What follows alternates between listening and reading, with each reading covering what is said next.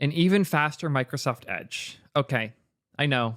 Nobody really uses Microsoft Edge, so going this in depth on it might seem useless, but I promise you this will be interesting because Microsoft Edge was using a bunch of React code before, and now it's using a little bit less. You might be thinking, what? The browser using React, but React's what you use in the browser. There's a lot of fun intricacies here that we're going to go into as we dive in. I think that people don't understand just how deep Microsoft is on React, and whether or not you do, this video will be useful. So let's dive in.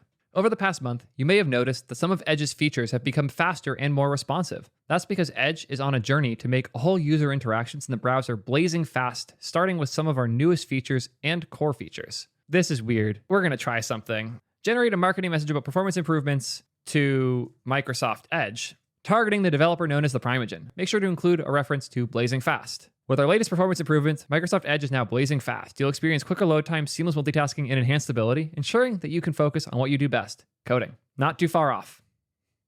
But yeah, Prime got his blazing fast reference. That means we have to read this fast so that we can beat him to it. Starting with Edge 122, the Browser Essentials UI is now much more responsive. The UI is now 42% faster for Edge users and a whopping 76% faster for those of you on a device without an SSD or with less than 8 gigs of RAM. I forget how many shit devices are running Windows, man. Favorites is another Edge feature that's getting UI responsiveness improvements in Edge 124. Whether favorites are expanded or collapsed, the experience should be 40% faster. This is just the tip of the iceberg. Over the coming months, we'll continue to ship responsiveness improvements to many more Edge features, including history, downloads, wallet, and more. We'd love for you to try Microsoft Edge and let us know what you think. Tell us about your experience by using the feedback tool in Edge. Click Settings, More, Help and Feedback, Send. Read on for more details on how we made this all possible. I think some important context I should add before we go too much further is the fact that Edge is built around Chromium, and a lot of these UI pieces that we're talking about are things that they built with HTML and JavaScript, in this case, React. So it's not like all of Edge is one giant React app. Rather, all of these UIs and all of these menus and buttons and things are their own little mini HTML pages with React in them. So the issue is that the menu's a React app, the dropdown's a React app, the favorites tab is a React app. All of these things are their own mini React apps. And that's not a great way to render UI, especially UI that doesn't really ever change. And it seems like they're making changes accordingly. Let's see what they've done. Edge's UI responsiveness improvements started with understanding what you, our users, were experiencing. Edge monitors its UI responsiveness via telemetry collected from end users' machines. We intentionally did this collection for all the parts of the Edge UI, not just for the web pages that we render. I wonder if they're also doing it for the recall data, where they're taking pictures of your screen constantly that everyone's so excited about. So what did they learn from this data? Research indicates that there are certain absolute responsiveness targets that must be met for a user to perceive the UI as fast. And data showed our UI could be more responsive. It also showed that we have an opportunity to improve responsiveness for lower resource devices. This is not bullet points. Why did they bullet point this? We are constantly learning more about how we can improve the performance of the Edge UI, and by using this data, we discovered some areas of improvement. For example, we observed that the bundles of code that many of our components used were too large. We realized that this was due to two main reasons. One is that the way we organized the UI code in Edge wasn't modular enough. Teams who worked on different components shared common bundles, even when that wasn't strictly necessary. This resulted in one part of the UI code slowing down another part by sharing things unnecessarily. Remember the thing I said about a bunch of React apps? Doesn't mean it's a bunch of different instantiated React projects. If it's one gigantic JS bundle being mounted with different props in 15 places, that's even worse. A lot of our code was using a framework that relied on JavaScript to render the UI. I wonder which. This is referred to as client-side rendering, which has been a popular trend amongst web devs over the past decade because it helped web developers be more productive and it enabled more dynamic UI experiences. Thankful for them not talking shit because, as I hinted at before, they're building a lot of things around React Native. People seem to think React Native is just for iOS and Android. It is for a lot more than that. Believe it or not, there's a React Native for Windows build, but it's not just Windows, also for Mac. So obviously this is like the React Native team building this, right? Nope. React Native for Windows and Mac is by Microsoft. Remember how Microsoft kind of out of nowhere started being really kind to Linux? Remember the Microsoft Hearts Linux? I searched this earlier on stream, believe it or not, where all of a sudden Microsoft acknowledged, hey, maybe developers don't like us for a reason. Maybe we should figure out what devs like.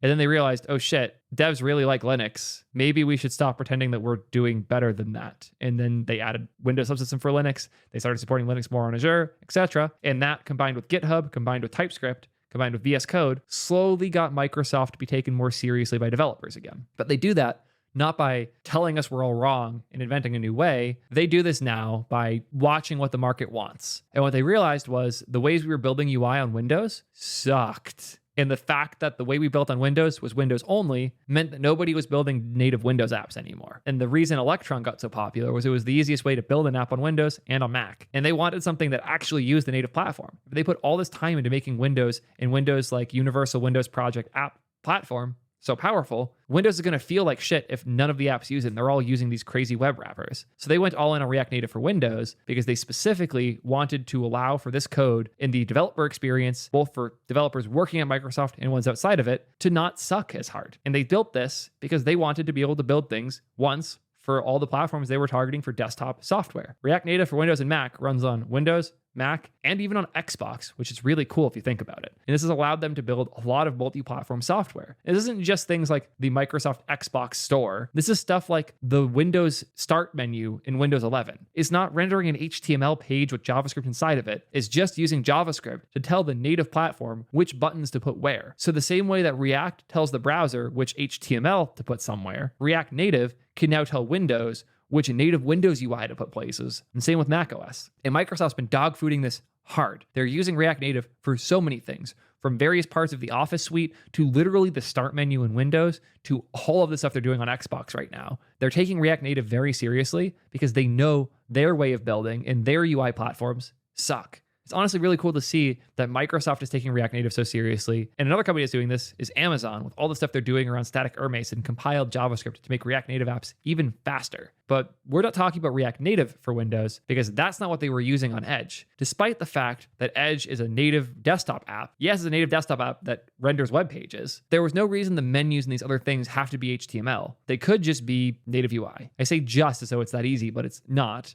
But it is surprisingly common to do menus using HTML and things like this. One of my favorite fun facts, if you're around my age, this might look very familiar. Believe it or not, the menu system on the Wii was HTML files. This is the actual menu when you go to settings on a Wii. This is the actual HTML file exported so we can see it in the browser. It's not that uncommon to just dump an HTML file on something and call it a menu if you already have HTML rendering and it's low interaction. So this pattern is established. It's been established for a while. What's interesting here is that that was one menu that's HTML. What Microsoft was doing here is embedding lots of mini HTML pages inside of a browser just to control all of the UI. Very interesting.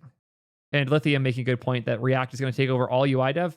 That is their goal, and they're doing a really good job so far. Rendering WebUI like it was meant to be. Why are we sharing this ancient news? After all, a lot of web pages have been rendering on the client side for years. Well, it turns out that JavaScript must be downloaded, then run through a JIT compiler, even if you don't use it, and then executed. And all of this must be done before any of the JavaScript can start rendering the UI. Yeah, this is why server components are great. Anyways, this introduces a lot of delay before users can see the UI, especially on low-end devices. I will say that this is not as big of a deal if there is one bundle doing it for your one web page. But if you're doing this in like 15 places for all your UI, yeah, that starts to suck. I would never have recommended using React for web for menus in the way that they're doing it here. You turn back the time machine prior to the Web 2.0 era. The way web content was rendered was by using HTML and CSS. This is often referred to as server-side rendering, as the client gets the content in a form that's ready to render. Modern browser engines are very fast at rendering this content, so long as you don't let JavaScript get in the way. That's a bit of a reach. Fair points overall. It's interesting how the tone of this is both like focused on people who aren't as into dev, but also the people who are really nerdy about it, like us. Interesting. I'm happy I'm here to add more nuance. Based on the realization, our questions became the following. Could we maintain the developer productivity that JavaScript frameworks have given us while generating code that renders UI fast? Yes, server components. Could the browser be its own best customer? Interesting. And how fast could we make things if we removed that framework and built our UI just by using the web platform? The answers to this question are yes, yes, and very fast. Introducing WebUI 2.0, not to be confused with Web 2.0 that they just referenced. The result of this exercise is an Edge internal project that we've called WebUI 2.0. In this project, we built an entirely new markup-first architecture that minimizes the size of our bundles of code and the amount of JavaScript code that runs during the initialization path of the UI. This new internal UI architecture is more modular, and we now rely on a repository of web components that are tuned for performance on modern web engines. We also came up with a set of web platform patterns that allow us to ship new browser features that stay within our markup-first architecture and that use optimal web platform capabilities. Interesting pile of text saying that they're using HTML. I have to dig on the fact that they're using a repository of web components because web components can't be server-side rendered. The way that you server-side render a web component is you dump in the HTML, that looks like the web component. You mount an invisible web component underneath, and once that web component is done, it deletes the existing HTML and replaces it with the web component instead. That's not server-side rendering. That's chaos. So if their goal, as they said before, was to do server-side rendering so things can be faster, and now they're using web components, that is a contradiction, to be very, very clear. Browser Essentials is the first Edge feature that we converted to test the new architecture and to prove that the concept worked, especially on all types of devices. Okay, according to Naman, you can now server-side render web components. Send me a link to prove it. I'm curious, but I'm leaving that in the video. The guy who made StyleX thinks I'm wrong, and he's smarter than me, so he's probably right. We're in the process of upgrading components of the Edge user interface to WebUI 2.0. I'll make that mistake a bunch throughout. And you can expect to see more features of the browser getting far more responsive over time. Oh, good old declarative shadow DOM. More standards on top. We hope that more websites start moving in this direction of markup first, small bundles, and less UI rendering JavaScript code. Over time, we plan on making some of our packages open source so that all developers can benefit. Finally, as we continue improving WebUI 2.0, we're committed to finding opportunities to improve the web platform itself even more.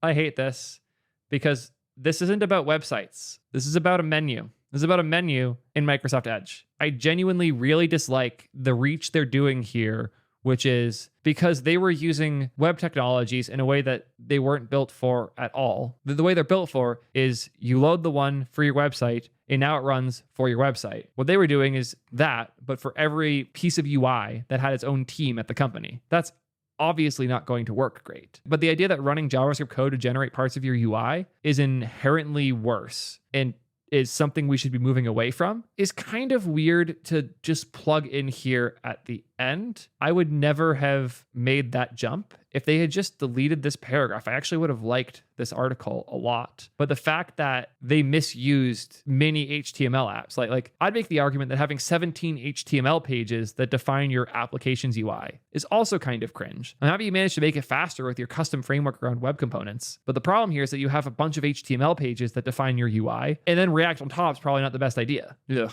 You know, what's really funny here, though, is if they had used React Native to define the UI instead, none of these problems would have happened in the first place because they would have been able to have one React Native instance with one virtual machine running all of that code. And we know this works because it works great on Xbox for all of Xbox's UI. They have one engine of JavaScript running that controls all of that, and it's so light that you can still load up all of your RAM with your game's code, and then when you hit the home button, it still responds immediately. I wonder what Chrome uses. Chrome uses C++. Chrome uses a shitload of C++. Most things do. And what's funny with Chrome is you can still make Chrome crash in really dumb ways. I would screen share it, but I don't feel like dealing with Windows enough to do it. I have a fun problem right now on Windows 11 where when I download multiple big files in Chrome, it locks Chrome up. It still downloads, but if I even click to go to a different tab, it will freeze for literally minutes just because I'm downloading big files. It doesn't matter what you write the UI code in at that point, but I digress. You can write slow code in anything, but I agree here. React is part of why it was slow, but it's not because React is slow. It's because 20 instances of React isn't fast. If they had one instance of React that controlled all of those things, awesome. Apparently in Firefox, everything is HTML and CSS, which also checks out. But ideally, the native code that determines what buttons are available, what bookmarks you have access to, all of those things being very accessible to the HTML code such that the HTML is updated based on those native conditions without needing JavaScript to do it. That makes a lot of sense. Like if HTML is how you're defining your menus, JavaScript probably shouldn't be. This does still kind of feel like a manufactured problem, and the solution, despite being good, feels like it's reaching places that it shouldn't. And again, being that this is the company that made React Native for Windows and Mac, it's kind of disappointing to see them on one side embracing how much better React, specifically React Native, makes Windows development, while at the same time throwing random pot shots at it like they did here. Weird article, good points overall. I still have a lot of faith in Microsoft in the direction they're going with development, but it doesn't matter what I think. I want to know what you think. How do you guys feel about this? Good, bad, ugly? Is Microsoft doing the right thing, taking a war on React, or do you prefer when Microsoft defends them? Let me know in the comments what you think and how much you hate VS Code. And until next time, peace, nerds.